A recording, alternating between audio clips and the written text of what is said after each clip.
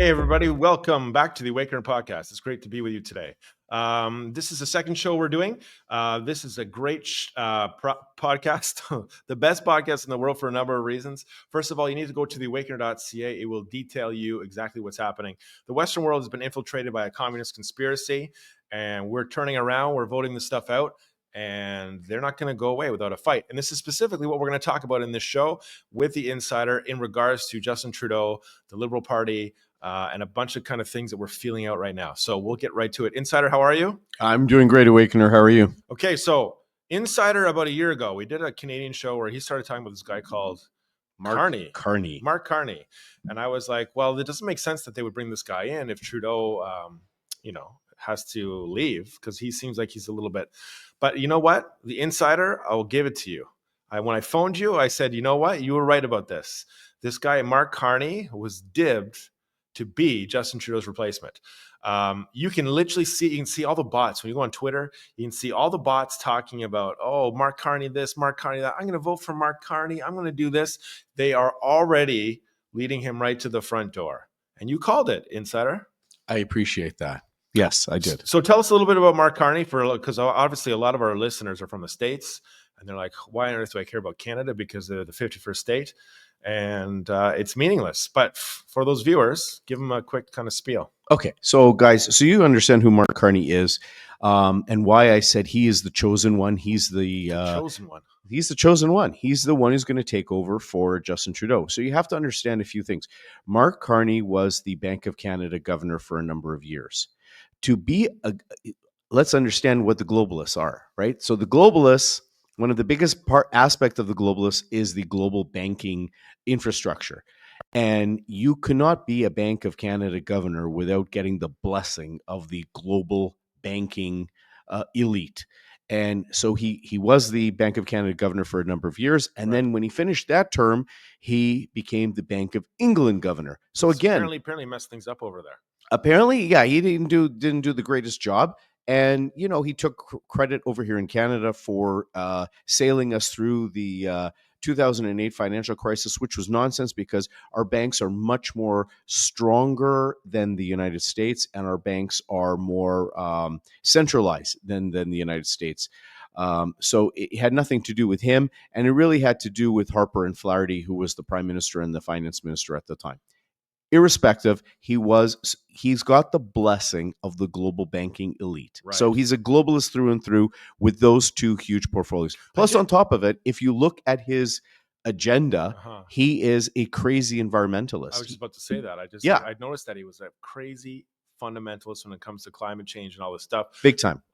Just indoctrinated, you know what I mean? Big time. So he's China's best friend, in my point of view. He's China's best friend. He's the WF's best friend. He's clearly, so you could just tell that if they ever needed to switch out Trudeau, he would be the chosen one to come in. You ever seen Chrystia Freeland? She kind of looks like she's talking to people, and she's like on like a lot of drugs. Yeah, she seems a little bit crazy nowadays. She's a little bit stressed out. She seems like she has a lot of gas. Like she hasn't.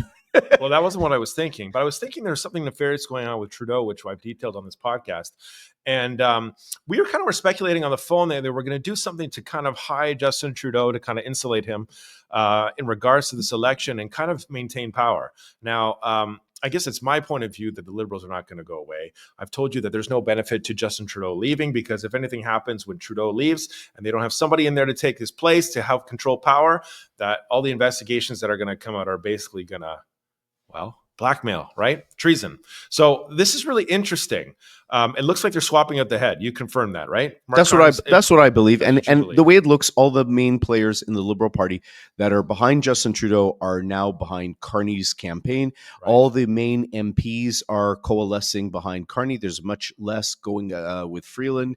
So and Freeland's just an opt to basically mean like the party is kind of, we don't have this leader completely chosen yet, even though they do, to kind of see like, oh, we're impartial, even though they're not. Right. And she will eventually, obviously, like we talked about on the phone, she's going to say, oh, you know what, I'm going to step down, and Carney is the man, because you can see all the Twitter bots, all these people. It's amazing who's receiving money on Twitter that are bots from various factions. It's very interesting. I'd love to investigate that.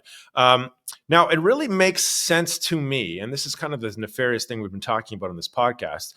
As you know, insider. I've speculated that Justin Trudeau has control of people in Parliament through blackmail. Obviously, Justin Trudeau's controlled himself. And this is something that he is kind of guiding Canada towards in the fight against Trump. Now, they're kind of setting this up like this foreign interference report. I'm very nervous about it.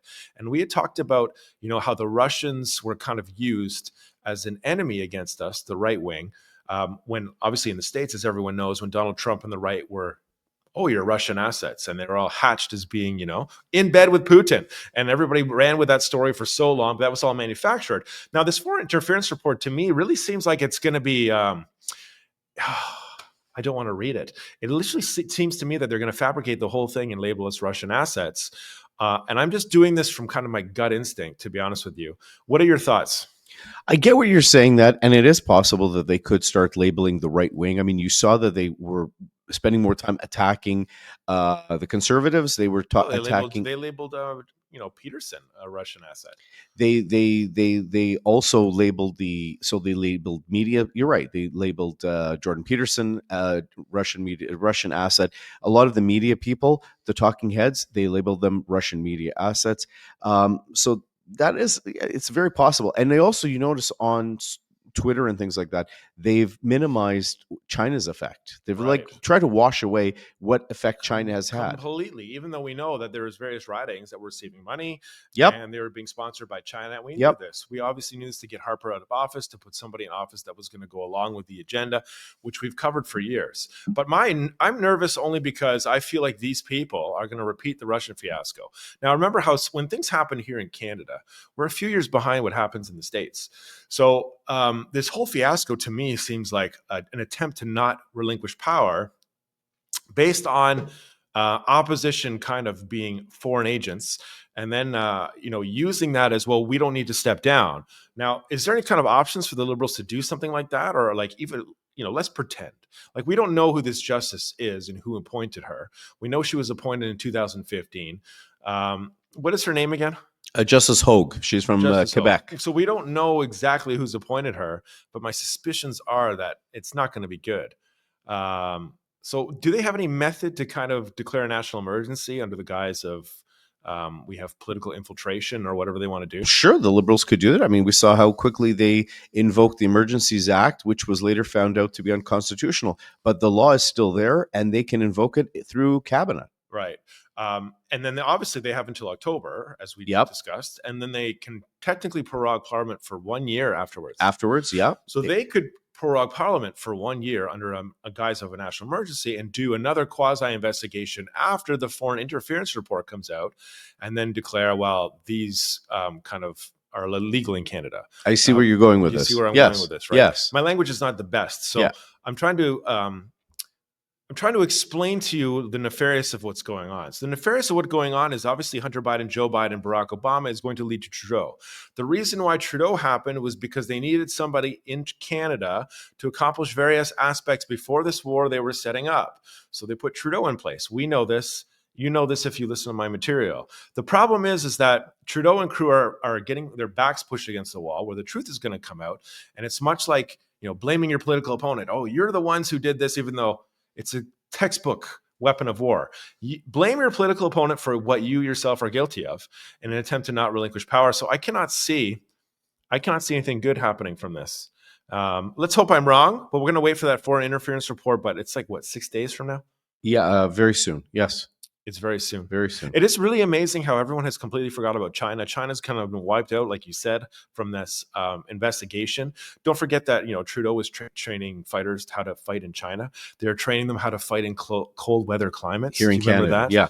And then you had obviously the Chinese spies in the Winnipeg lab. Yep. Not to mention various other things that are happening. And that's what we know about. That's what we know about. Exactly. The iceberg is always much bigger at the very end. Right. Very interesting time to be around. Obviously, with your predictions, what do you think will happen? I know you told me that you think Trudeau they're going to prorogue Parliament as long as possible. So they want to prorogue it as long as possible. They have to come back because they need a supply bill in order to fund the ministries. Right. So that's why they left it to March 24th. It wasn't just out of When kindness. do they have to go back though for that to get a supply bill? By the end of March. Okay. So that's why he did it March 24th. It wasn't out of kindness to the Canadian public. Right. And it was all hatched that they will have this leadership and then make the due date for the leadership on March 9th. Right. So they'll have a theoretical prime minister. Whether that prime minister has a seat or not in parliament is questionable.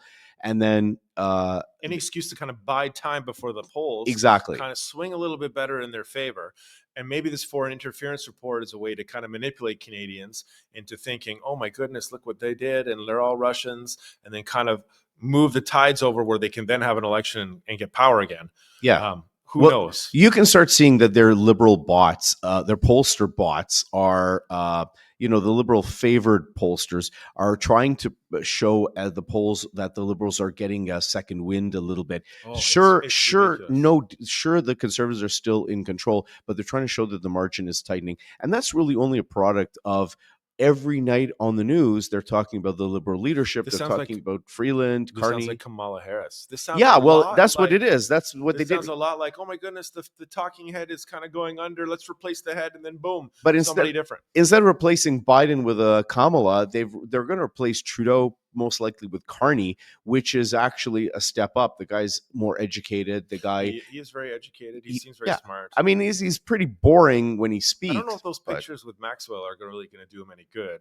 No, but who really knows how much control our foreign governments have over our elections? This is something else that we speculated long and hard on about this show.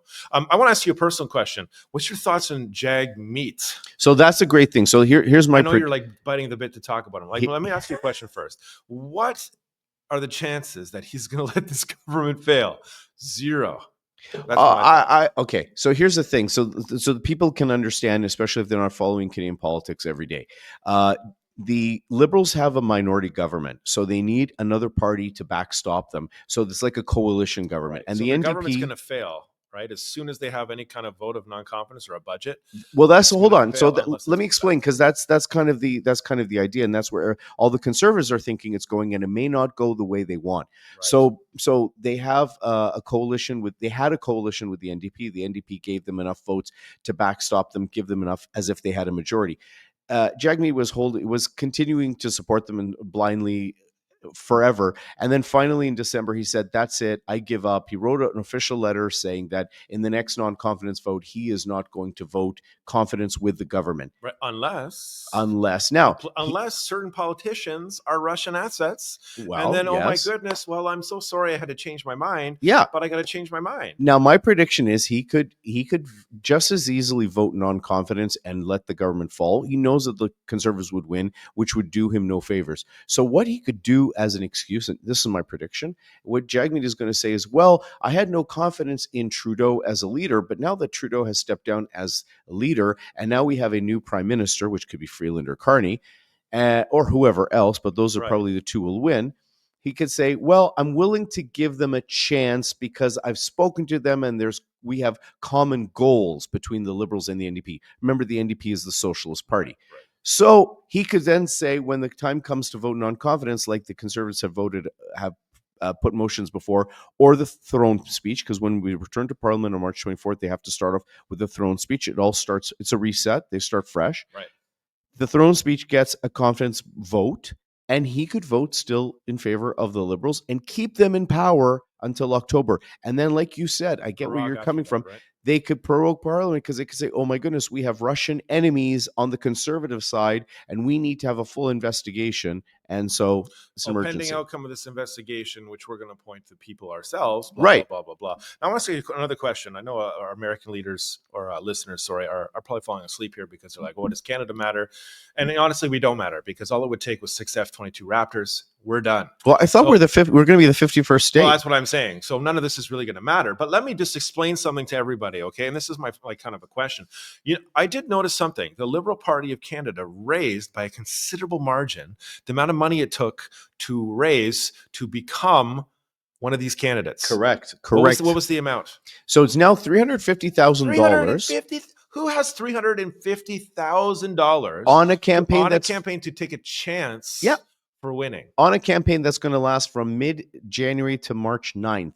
So you have to reach $350,000, of which 50,000 is refundable. 300,000 goes back to the party. I don't know how people don't think that these people are sketchbags. So this is made as a coronation for the only two people who could raise that kind of money is Mark Carney or Chrystia Freeland. Yeah, and Chrystia Freeland was probably given the money so that they could have a few candidates to make it look like horse race, even though it's not a horse race, because the horse has already been chosen. Yeah, and if it hasn't been chosen, don't worry, the Dominion voting machines will choose it for you. And I'm telling you, I chose that horse a number of years ago. I was always on the lookout for Mark Carney, and I warned everyone. I don't think they're going anywhere, bro. That's the scary thing. When I talk to you on the phone, I keep telling you, I'm like, listen, I do not think they're going anywhere. That's just my gut feeling. You could be right. Because, communists are evil, evil people. And they will hold on to power. To leave. Yeah, I've been teaching you about it for years. You're right. You have been, and they'll hold on to power. And I think that you're very right that they're not going to let go, because they know if there's an election, the Conservatives most likely win, whether it's going to be a minority or majority. This is a very changing time, and this is what I said to everybody, right? So we're getting to a point now where the right actually might become a very dominant party again and win most elections. So before, people expected the Democrat Party to win most of the elections. They were the dominant party, and obviously what's starting to skew, and the Republicans might be the dominant party, and this is not obviously good. This is not good for world communism. This is not good for evil Klaus Schwab. This is not good for any of those evil bastards. So yeah. Lots to talk about in the next show. I think the next show, or it's the previous show, we're going to record it right after this, but it's all about Joe Biden and all about the election, all about some executive orders, and all about all kinds of goodness. So tune in.